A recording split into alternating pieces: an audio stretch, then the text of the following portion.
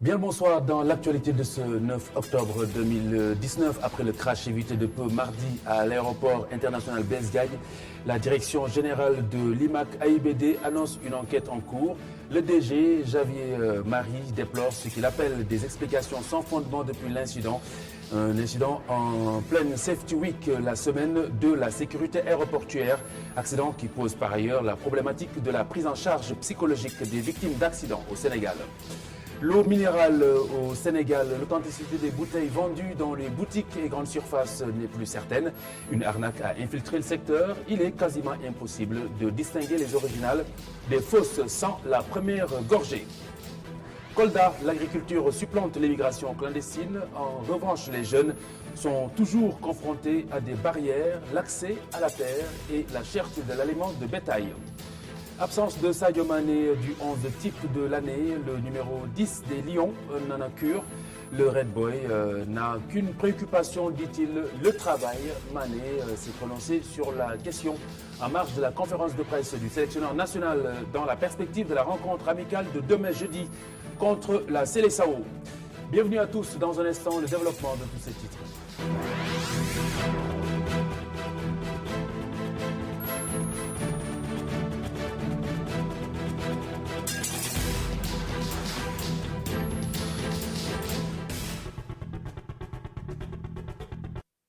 Direction générale de l'IPRES, le secrétaire général de l'institution jusque-là garde les clés désormais. Cheikh Gueye est désigné directeur général par intérim de l'institution de prévoyance retraite du Sénégal. Décision prise à l'issue de la réunion du conseil d'administration de ce mercredi. Décision qui intervient après la suspension du décret nommant Amadou Lamine Dieng directeur général. Un choix qui a fait sortir les centrales syndicales de leurs gangs. Celles-ci ont principalement dénoncé, je le rappelle, l'illégalité du décret. Le vol de Ethiopian Airlines qui a manqué de peu, le crash hier, plus que 15 passagers au départ pour demain jeudi. Les autres voyageurs qui ont échappé à la mort à bord du Boeing de Ethiopian Airlines ont rejoint leurs destinations respectives aujourd'hui. Ils étaient 90 à bord au moment où le réacteur de l'avion a pris feu avant l'atterrissage d'urgence. Une enquête est en cours selon le directeur général de l'IMAC AIBD Souma, Xavier Marie, qui déplore les explications hasardeuses suite à l'incident pour tenter justement d'en expliquer les raisons ou les causes plutôt. Nous y revenons dans quelques instants avec Isidore Alexandre Sen. 90 personnes entre les mailles des filets de la grande faucheuse. Elles sont toutes saines et sauves, fort heureusement. C'est grâce, entre autres, au plan d'urgence déclenché aussitôt après l'incident. Un plan d'urgence qui inclut évidemment une prise en charge psychologique, immédiate selon les sources aéroportuaires. Mais l'opération est-elle efficace vu son caractère ponctuel et non individualisé? Augustin Mandang et Moustapha Gabar Diop ont creusé avec l'aide d'un psychiatre à la retraite. Nous regardons ce compte-rendu d'entretien. Psychiatre à la retraite, le docteur Momar Gueye se souvient comme si c'était hier du soutien et du réconfort qu'il a dû apporter aux personnes rescapées du naufrage du Joola et à leurs proches en 2002. J'ai dirigé l'équipe médico-psychologique qui s'était occupée des rescapés du Joola et même des familles, les familles de personnes qui étaient dans le bateau le Joola qui avaient fait un accident. Alors il fallait les prendre en charge au plan psychologique, en plus bien sûr de la prise en charge au plan physique. Pareil soutien psychologique est également nécessaire pour les passagers du vol Dakar-Addis Abeba d'Ethiopian Airlines qui a failli s'écraser au décollage mardi de l'aéroport Dakar-Blaise Diagne. Dans ces situations, d'abord au niveau même des autorités étatiques, moi je pense qu'il aurait fallu tout de suite constituer une équipe médico-psychologique si ce n'est déjà fait. Mais l'équipe médico-psychologique qui devrait être sur place pourrait peut-être en ce moment les écouter, les laisser exprimer leurs émotions par la parole, par des pleurs, par tout ce que l'on veut. Mais sans cela, ces personnes, si elles ne bénéficient pas de cette action-là, peuvent secondairement présenter un état de stress post-traumatique. Les personnes qui ont vu la mort de près peuvent être atteintes de syndrome post-traumatique si la prise en charge n'est pas adéquate. il faut l'aider tout de suite par une prise en charge spécialisée qui n'est pas forcément médicamenteuse. Il y a une partie qui peut être médicamenteuse, mais dans la majorité des cas, c'est une prise en charge psychologique. Cela veut dire simplement qu'il faut que cette personne puisse parler de ce qui lui est arrivé et être écoutée par une oreille attentive, une oreille spécialisée qui pourrait en ce moment l'aider à sortir de cette situation. Pour ceux qui pensent que la psychologie est un domaine réservé aux Occidentaux, le docteur répond que c'est culturel et qu'il existe aussi des procédés traditionnels pour s'immuniser.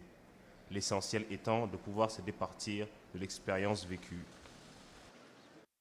Je vous le disais tantôt, l'enquête en cours annoncée par le directeur général de l'IMAC AIBD Souma, Xavier Marie, qui n'a pas manqué de déplorer justement les tentatives d'explication de cet incident, mais des explications hasardeuses. Nous l'écoutons avec Isidore Alexandre Sen qui l'a rencontré.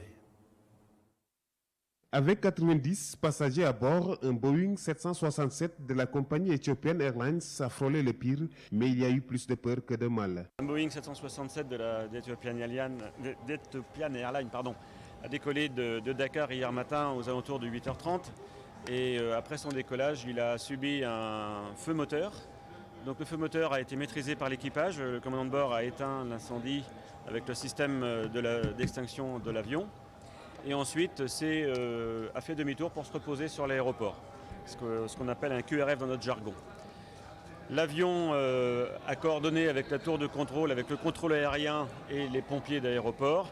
Il s'est ensuite posé sur la piste et a dégagé sur un des taxiways où l'attendaient les pompiers de l'aéroport Blaise Diagne. Donc nous avons entendu des choses qui ne reflètent pas la réalité et nous le déplorons, car nous sommes vraiment très heureux du dénouement de cet accident. À l'heure actuelle, les causes de l'incident restent inconnues. Une enquête est ouverte, selon le directeur général de l'IMAC AIBD Souma. Je n'ai pas d'éléments pour répondre à cette question. Une enquête est en cours et ce sera Ethiopian Airlines qui pourra répondre à cela. Pour le directeur des transports aériens, la sécurité de l'aéroport reste une préoccupation majeure. Dans notre secteur, danger ne rime pas avec sécurité. Nous devons partir du principe qu'il est impossible de prévenir ou d'écarter tous les risques. Car le seul moyen d'éliminer tous les risques serait évidemment d'empêcher les avions de voler, ce qui est inimaginable. Pendant une semaine, l'IMAC AIBD Souma a passé au peigne fin tous les aspects qui encadrent la sécurité aéroportière. Une semaine durant laquelle agents de l'aéroport comme population riveraine ont été édifiés sur les comportements à tenir pour plus de sécurité dans la plateforme aéroportuaire. Donc à l'occasion de la clôture de cette Safety Week, cette semaine de la sécurité, ironie du sort, c'est en fin de semaine de sécurité que cet accident s'est produit. Sans aucun doute, une question de santé publique. Si vous buvez de l'eau minérale par choix ou par recommandation de votre médecin, vous êtes peut-être à côté de votre objectif. En effet, depuis quelque temps, des individus mal intentionnés ont infiltré le marché avec de l'eau du robinet. Les bouteilles de la société Kiren sont les principales cibles des malfaiteurs. Cheikh Ougaye et Ndeye Mariam Gaye. L'eau minérale est devenue au fil du temps la préférence des Sénégalais du fait de sa qualité supposée. Toutefois, des personnes mal intentionnées ont commencé à trafiquer de manière frauduleuse les bouteilles d'eau de la marque Kiren avec l'eau du robinet. J'en ai jamais entendu parler. C'est vous qui me l'apprenez et je n'étais vraiment pas au courant. Je pense que dans toute chose, il faut mettre Dieu en premier. Il ne faut pas juste suivre l'appât du gain, surtout si ça peut amener d'autres complications plus tard. Je vends beaucoup de Kiren. D'ailleurs, c'est ce qui se vend le mieux quand il s'agit des bouteilles d'eau. Si nous achetons des Kiren, c'est parce que nous pensons que c'est de la bonne qualité. Mais si on nous prend comme ça à contresens, ça devient vraiment compliqué. C'est un acte malsain, quoi. Ce n'est pas du tout patriotique comme action quand on pense à un nombre d'années que Kiren est implanté au Sénégal et fait vivre les Sénégalais. En tant que Sénégalais, on ne devrait pas faire ce genre de choses. Dans cette affaire qui pose un grand problème de santé publique, la chaîne de distribution et de commercialisation de la marque sont montrées du doigt par les consommateurs.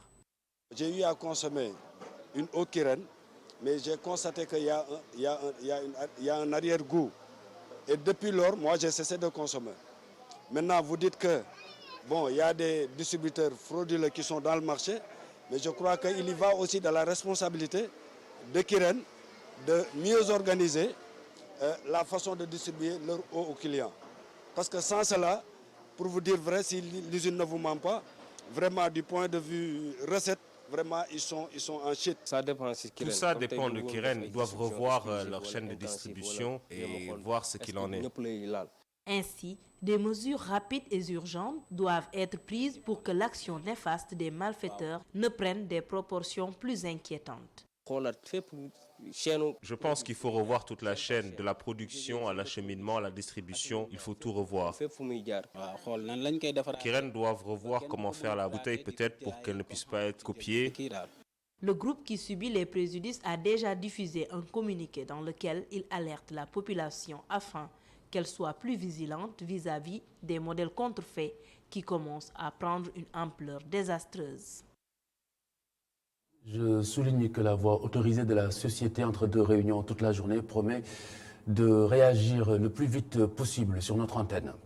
Dans le Fouladou, le mythe de l'Eldorado est à l'eau. Les jeunes n'aspirent plus à l'émigration clandestine.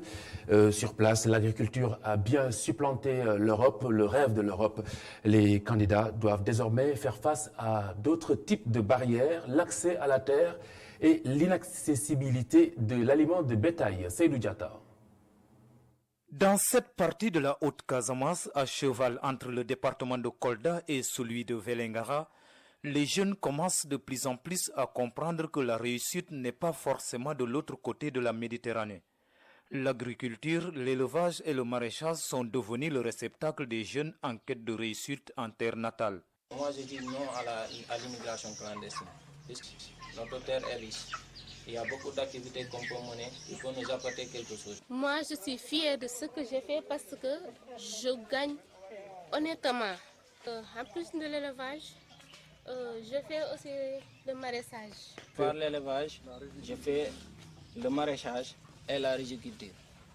Les jeunes qui disent qu'ils n'ont pas d'emploi, je pense que c'est un manque de confiance en eux. Comme dans tous les secteurs d'activité, le succès cohabite avec les difficultés. C'est pas facile, puisque ici nous, on a des manques de moyens. À travers les aliments aussi, c'est difficile à avoir, puisqu'on part jusqu'à Kolda pour chercher des aliments et des médicaments aussi. Pas encore de solution définitive, mais l'espoir repose sur l'intervention de IMCA dans la localité.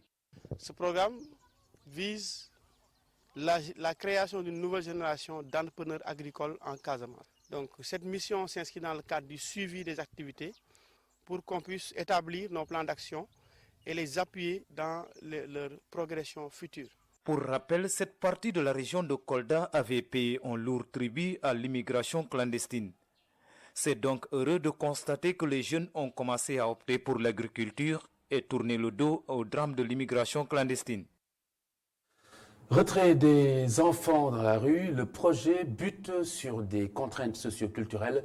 C'est du moins l'avis du préfet de Dakar, Alioune Badara Samb, qui a assisté à la clôture du séminaire de formation des maîtres coraniques. L'autorité a profité de l'occasion pour justement assurer que le travail de ciblage et la planification est en cours pour entamer la troisième phase de ce projet de retrait des enfants dans la rue. Une dimension consensuelle et concertée s'avère nécessaire, souligne-t-il, pour atteindre l'objectif. Écoutez-le au micro de Pape Alioune Sarr. Il y a eu deux situations qui ont été notées ces dernières années. Je crois que la première, c'était vers les années 2010. Présentement, le travail est en train d'être fait parce qu'il faudrait que l'on puisse tout mettre en œuvre pour pouvoir réussir. Je crois que les plus hautes autorités se sont saisies de la question. Les instructions nécessaires ont été données. Le travail de ciblage, de planification, tout cela est en train d'être déroulé. Et on espère qu'en tout cas, cette situation va connaître son épilogue très prochainement. Vous savez, c'est d'abord, il ne faut pas se voiler la face, c'est d'abord une situation culturelle. Nous tous, nous sommes, en tout cas pour la majorité, de familles, de contrées, d'ethnies, ou disons, en tout cas d'une situation, d'une société qui a des fondamentaux en quelque sorte. Nous tous, nous avons fait l'école coranique, pour certains, ils ont été au séminaire. Donc bref, c'est quand même une situation de base qui est là, une situation de fait. Il faudra bien sûr, dans le cadre d'une stratégie concertée, dans le cadre d'une stratégie qui allie aussi bien la pédagogie à la sanction, arriver à retirer les enfants dans la rue, comme on dit. Le terme enfant de la rue n'est pas très, parce que en fait, c'est des enfants qui sont en rupture avec la famille. Donc un travail est en train d'être fait. Déjà, le premier travail, c'est déjà un travail de ciblage pour qu'on puisse savoir qui sont-ils, d'où viennent-ils. Ce travail-là est en train d'être fait petit à petit et chacun va jouer sa partition. Vous l'avez dit tantôt, ça a été évoqué lors du dialogue national pour dire qu'il s'agit d'un problème de société pour lequel les autorités étatiques sont en train de réfléchir et en tout cas de concocter une stratégie de manière consensuelle et concertée, parce que ça c'est également important pour pouvoir régler ce phénomène-là des enfants que l'on rencontre dans la rue. Le regroupement national des organisateurs privés du Hajj et de la Umrah au Sénégal réclame plus d'implication dans l'organisation de la délégation générale au pèlerinage. Les membres du Renofus qui convoient un peu plus de la majorité des pèlerins du Sénégal. La réunion d'évaluation du Hajj 2019 a eu lieu ce matin. Pape Mafal Fall et Cheikh Hassana Fall étaient sur place.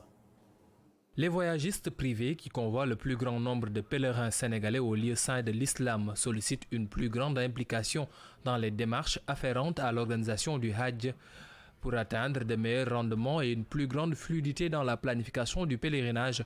Les privés ont publiquement interpellé la délégation générale. Vous savez que cette année, on a convoyé 11 000 pèlerins sur les 13 000 pèlerins. D'habitude, quand la mission partait en évaluation en Arabie Saoudite, il y avait une délégation des privés. Mais l'année dernière, il n'y avait pas de représentants des privés au niveau de cette mission. Donc on a besoin d'être représentés au niveau de cette mission-là, pour qu'on puisse apporter notre contribution. La délégation, comme les organisations privées, sont des partenaires condamnés à œuvrer dans la même direction pour le plus grand bénéfice du pèlerinage des Sénégalais. Nous constituons une seule famille. C'est la famille du pèlerinage, la communauté du pèlerinage, comme l'appelle le colonel Diong. Ce que nous attendons effectivement de la délégation, c'est une collaboration saine. Ce que j'entends par collaboration saine, c'est que tout le monde puisse jouer le jeu, aussi bien au niveau des organisateurs privés qu'au niveau de la direction générale. Au terme de la réunion d'évaluation, les voyagistes et la délégation générale ont émis sur la même longueur d'onde et présenté un bilan satisfaisant du Hajj 2019. Il a été question lors de cette rencontre de la limite d'âge des Oudjadj aux yeux des membres de Renofus. Cela n'est pas forcément nécessaire. Il appartient au corps médical de faire son travail de façon professionnelle. C'est ce qu'a souligné le colonel Mohamed Diong. Écoutez-le. Tout dépend du volet médical. Parce que vous savez que pour qu'un pèlerin puisse faire son pèlerinage, il doit être déclaré apte. Donc ce n'est pas compte tenu de l'âge qu'on déclare une personne apte ou inapte. En fait, tout dépend de la condition physique du pèlerin. Si un pèlerin âgé est physiquement apte pour effectuer le pèlerinage, je ne vois pas de raison pour l'empêcher de faire son pèlerinage. Parce que le pèlerinage est le 5e pilier de l'islam. Interdiction de la conférence de presse du pôle d'avocats du leader du PASTEF, rien de bien anormal, pour ne pas dire illégal. Maître Moussa Sarr précise que le bâtonnier a bien cette prérogative de l'interdire si les avocats surtout veulent se prononcer sur une affaire pendante devant la justice. Maître Moussa Sarr est joint par Pape Ibrahim Ndiaye.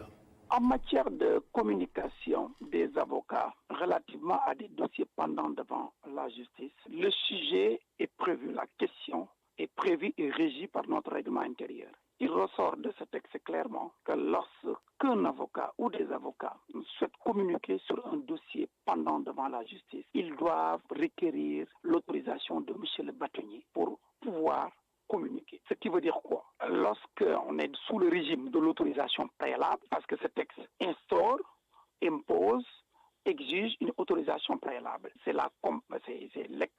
l'interprétation littérale. À partir de ce moment-là, dès lors que vous déposez cette demande, il y a plusieurs possibilités par rapport à la suite à donner. Quand le bâtonnier reçoit la demande, il instruit la demande. Il peut autoriser purement et simplement la conférence de presse. Il peut autoriser la conférence en assortissant l'autorisation avec des recommandations. Il peut demander des informations complémentaires et ensuite demander un report momentané pour peut-être l'autoriser ultérieurement. Comme il peut également refuser l'organisation, mais naturellement, lorsqu'il refuse, c'est toujours motivé. C'est un pouvoir qui appartient au bâtonnier de l'ordre des avocats en vertu des textes qui organisent l'ordre des avocats et plus précisément le règlement intérieur.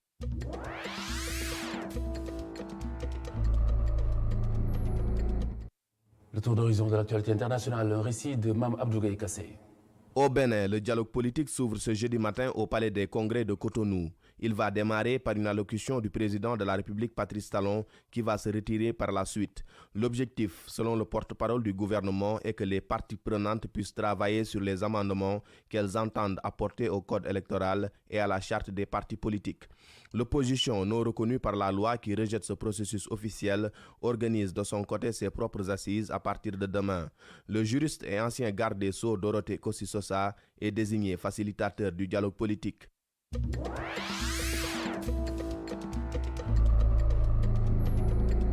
En Tunisie, la Cour de cassation ordonne la remise en liberté de Nabil Karoui, finaliste du second tour de la présidentielle. Les avocats du candidat avaient multiplié les recours pour obtenir sa libération ou à défaut le report du second tour de la présidentielle prévu ce dimanche, arguant que l'égalité des chances avait été rompue entre les candidats. Ils avaient saisi dernièrement le tribunal administratif pour obtenir gain de cause. C'est donc la troisième juridiction du pays qui leur a donné raison. Nabil Karoui devrait quitter la prison cette nuit, d'après son porte-parole qui s'est exprimé chez nos confrères de Radio France Internationale.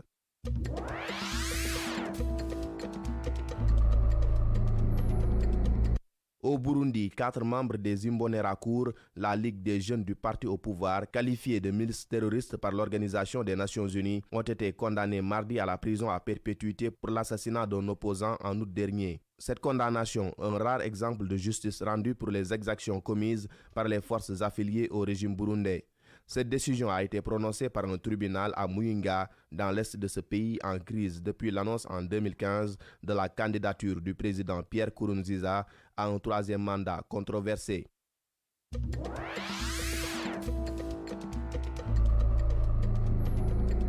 L'actualité internationale hors des frontières africaines. En Allemagne, la police annonce avoir arrêté un suspect à la suite de la fusillade qui a fait au moins 2 morts à la mi-journée à Halle, c'est dans l'est du pays. Sur son compte Twitter, la police locale ajoute que son dispositif de sécurité reste en place dans et autour de la ville. Dans un précédent communiqué, les forces de l'ordre évoquaient plusieurs auteurs en fuite. Les coups de feu ont été tirés en face d'une synagogue et une grenade a été lancée en direction d'un cimetière juif, renseigne le quotidien Bild. Halle se trouve à une trentaine de kilomètres au nord-ouest de Leipzig. Le parquet antiterroriste est saisi.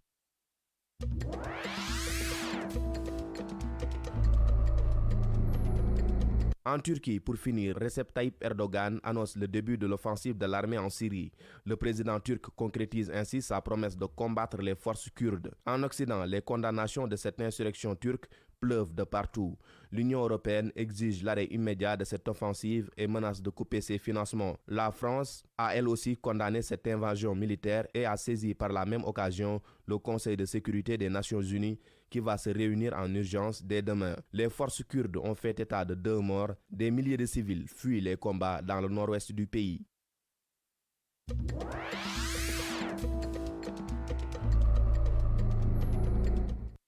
Le match Sénégal-Brésil prévu ce jeudi 10 octobre au Stade national de Singapour. Le sélectionneur national du Sénégal, Aliou Cissé, a rencontré la presse ce matin aux côtés de Sadio Mané. Donc ce match contre la Seleção, un duel qu'il prend très au sérieux, Aliou Cissé, le coach de l'équipe nationale. Il ne faudrait pas s'attendre à des changements majeurs dans la formation du Sénégal qui affrontera le Brésil ce jeudi. Pas de changement de système et présence de tous les cadres disponibles. Même si le sélectionneur national du Sénégal est conscient de la qualité technique de l'adversaire, il dit vouloir rester fidèle à son idéologie, quitte du risque de se faire dominer, ce n'est pas gagné, assure-t-il.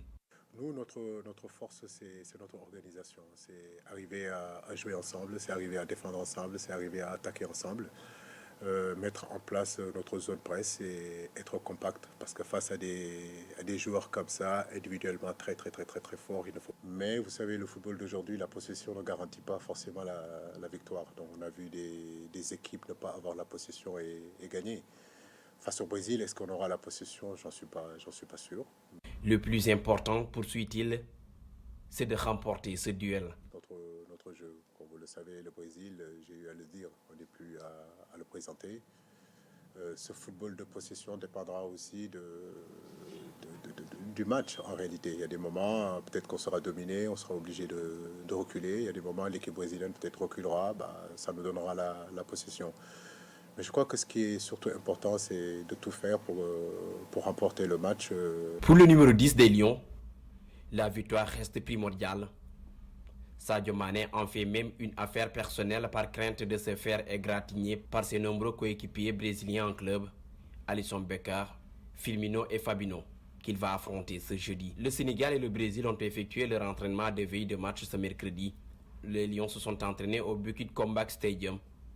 Une séance ouverte au public pour les 15 premières minutes. Leurs adversaires étaient eux au Singapore Sport Hub, situé à Geyland. Ils ont effectué une séance ouverte au public. Saïkou Seydi depuis Singapour pour le groupe E-Media Invest.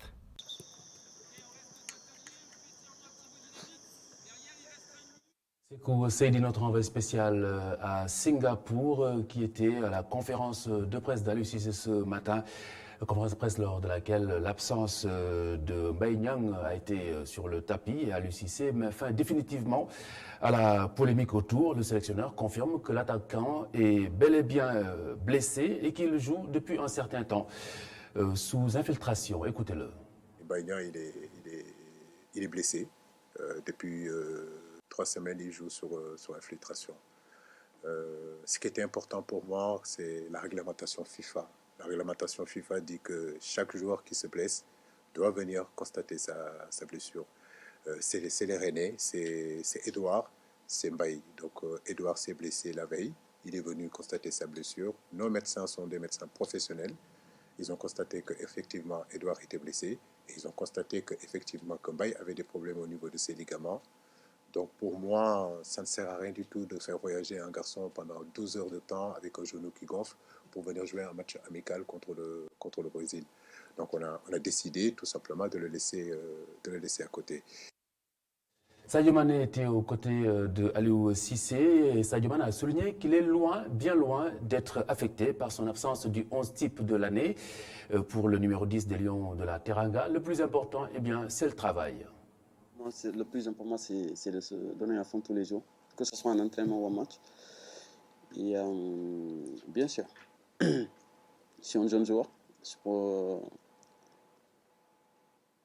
J'ai encore beaucoup de choses devant moi. Et aussi, je peux m'améliorer encore plus. Donc, voilà. Pour moi, c'est ça le plus important. Après, le reste, c'est à vous de juger. Et bien sûr, les compliments, je les prends. Et je continue à bosser encore. Reportage du jour à l'université Cheikh Anta Diop de Dakar, en pleine rénovation. Partout, les jeunes s'activent.